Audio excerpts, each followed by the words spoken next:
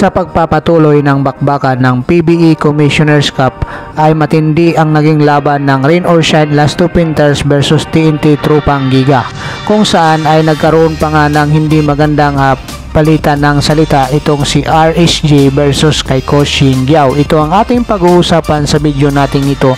Ngunit kung bago ka pa lang sa aking munting YouTube channel, baka pwede mo namang i-likes, i-share and subscribe.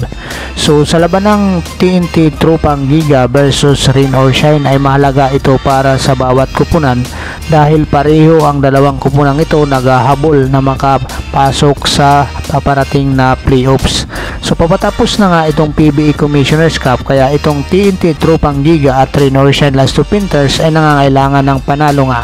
So ang TNT Tropang Giga ay binandira ang kapatid ni Rondy Hollis Jefferson na si Ralir Hollis Jefferson dahil nga kung matatandaan natin ay nagkaroon ng injury itong si Rondy Hollis Jefferson sa laban ng East Asia Super League ng TNT Tropang Giga sa Santa Rosa, Laguna. Kaya no choice nga itong TNT Tropang Giga at itong isa pang import nila sa East Asia Super League na kapatid nga nitong si Rondy Hollis Jefferson na si Ralir ay ang ginawa nga nilang import kalaban tong Rain or Shine Last Two Painters. So nanalo dito ang Rain or Shine Last Two Painters sa score na 119 to 112. So ngayon umakyat na nga ang Rain or Shine Last Two Painters sa 5-5 win-loss record. Samantala kung papansinin natin ang TNT Tropang Giga ay bumagsak naman sa 4-6 win-loss record. So nasa pang 8 pwesto na nga sila. Dahil dito, ito nga Rain or Shine Last Two Painters ang pinakamainit na kupunan sa ngayon dahil simula nang matalo sila ng 5 sunod na talo ay umakyat naman sila sa 5 sunod na panalo dahil sa tulong nga nitong kailang import na si Tradewell na umiscore ng double-double 25 points at 24 rebounds at mayroon siyang 10 out of 14 sa field goals area. Kaya malaking tulong nga talaga itong si Tradewell dito nga sa panalo ng Rain or Shine Last Two Painters. So dahil dito sa matinding init nga ng laban ay nagkaroon nga ng hindi inaasahan ng mga fans, lalong-lalo na itong pagpunta nga nitong si RSG sa bench nitong Rain or Shine Last Two Painters. So narito ang pahayag ni RSG ayon sa report ng Spin.ph. Ayon sa kanya, he was trying to talk to the ref not charge at Rain or Shine bench. So ito nga ang report ni Sir Ruben Tirado ng Spin.ph. Kaya nga lang daw siya napasugod papunta dito sa bench nitong Rain or Shine Last Two Painters ay parang kausapin ang referee sa hindi nga niya magustuhan ang tawag doon sa tawag para doon sa kanyang kapatid na si Ralir Hollis Jefferson na natawagan nga ito ng technical foul. Ito nga mga koys ang sinasabi nitong si RSG patungkol nga dyan sa kanyang pagsugod papunta dyan sa bench ng Rain or Shine Last Two Painters. So sabi pa nga niya dito mga koys, siya ay isang fan nga lang dito dahil hindi nga siya kasama sa naglalaro dyan sa loob ng court. At syempre hindi naman natin masasabi din mga koys na ang sinasabi niya na fan siya nga lang, hindi siya may tuturing na player dahil siya ay isang TNT Tropang Giga import pa rin kahit nga sabihin na siya ay hindi nga siya naglalaro. So ito nga mga koys, ayon nga dito sa kanya, Rain or Shine which came aggressive. So mas naging aggressive pa daw itong Rain or Shine Last Two Painters dahil nga daw sa pag-figure ng middle finger nitong si Coach Shingyao sa kanya nung mapasugod ito dito sa bench ng Rain or Shine Last Two Painters. So para naman sa akin mga koys, hindi naman kasi kanais-nais talaga yung ginawa nitong si RSG, itong nakakabatang kapatid ng ni Ralir Hollis Jefferson dahil nga dyan sa kanyang pagsugod sa bench nitong Rain or Shine Last Two Painters. So unfamiliar nga talaga mga koys ito nga ginawa nitong si RSG na mapunta nga siya dyan sa kampo ng Rain or Shine Last Two Painters kahit sabihin natin na siya ay hindi nga naglalaro dahil party pa rin siya ng TNT Tropang Giga team. So dito nga nangyari nga ito, mayroon na lang 49 seconds ang natitira mga koys. So maganda sana ang pinakitang laro nitong si Ralir Hollis Jefferson dahil dito mga koys sa kanyang debut game sa PBE dito sa TNT Tropang Giga ay umiscore lang naman ito ng 50 puntos at 16 na rebounds at mayroon siyang 21 out of 44 field goals.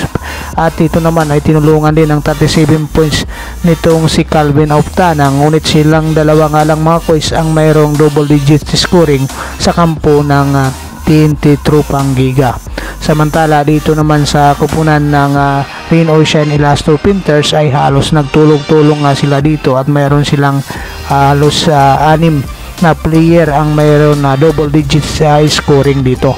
Kaya itong Rain or Shine Elasto Panthers ang nanaig sa laban na ito at ito nga ay malapit na nga silang mag-advance para dito sa playoffs nitong paparating na playoffs nitong PBA Commissioner's Cup. So itong Rain or Shine Elasto Panthers sa ngayon nga ay mayroon 5 sunod-sunod na panalo simula ng palitan nila ang kanilang import. At itong si Tradewell na nga ngayon ang malaking naging ambag dito. Ang sinasabi nga ni Coach Ying Giao dati na ang kakulangan nila ay sa rebound. So napunan na nga ito ngayon ng kanilang bagong import na si Tradewell.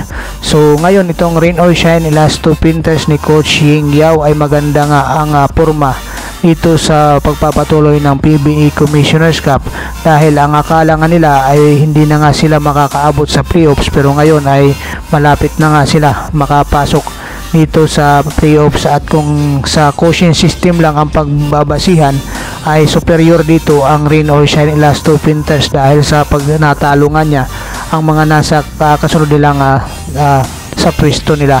So itong TNT Tropang Giga ay mayroon pa naman chance na makapasok dahil sa ngayon nga ay pang-8 nga sila sa 4-6 winners record. Subalit nasa ilalim pa rin itong ng Inlex Road Warriors na nag-ahabol din at na pwede rin ito abutan itong TNT Tropang Giga ng Inlex Road Warriors. So ito nga mga koys ay hindi nga natin inaasahan itong ginawa ni Rudy Hollis Jefferson na mapunta nga dito sa bench nitong Rain or Shine Elasto Panthers na ito nga ang nakakapagtaka. Bakit umabot pa nga ito dito sa bench nitong Rain or Shine Elasto Panthers at wala man lang nakakita dito sa kanya sa pagpunta niya. Kaya ito ang pinagmulan nga ng hindi magandang palitan ng mga salita at saka mga sinyalis sa bawat kupunan. At ayon nga dito kay Coach Ying Giao sa balita ng Spin.ph, Giao hits out totally disrespectful RHG for approaching Rose bench. So ito nga mga sinasabi nitong si Coach Ying Giao sa report niya ni Sir Jerry Ramos ng Spin.ph na napaka-disrespectful nga itong ginawa nitong si RHG dahil ayon nga kay Coach Ying Giao ito nga ang pagpunta pa nga lang niya dito sa kanyang kupunan, sa bench nga ng kanyang kupunan ay isa ng pagpapakita ng walang respeto para sa kanila dito sa laban na ito.